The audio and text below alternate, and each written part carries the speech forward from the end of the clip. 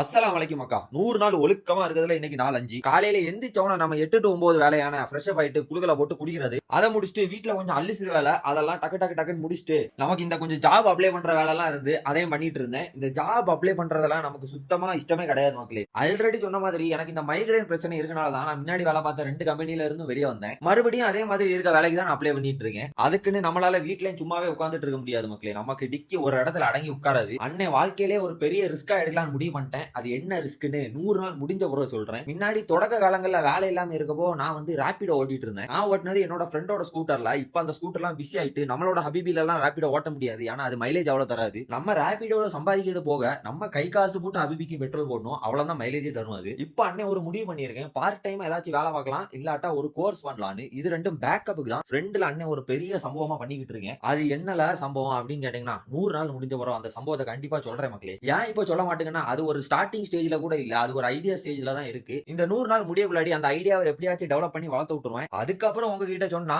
Okay ஏதோ பண்றான்டா அப்படின்னு ஒரு மைண்ட் செட்டுக்கு நீங்களே வந்துருவீங்க. இப்பவே சொன்னா அது வராது. அதனாலதான் இப்ப சொல்ல மாட்டேங்க. 100 நாள் முடிஞ்ச பிறகு நீங்களே மறந்தாலும் நானே சொல்லிடுறேன். வரட்டா ஒழுக்கம் முக்கிய மக்களே.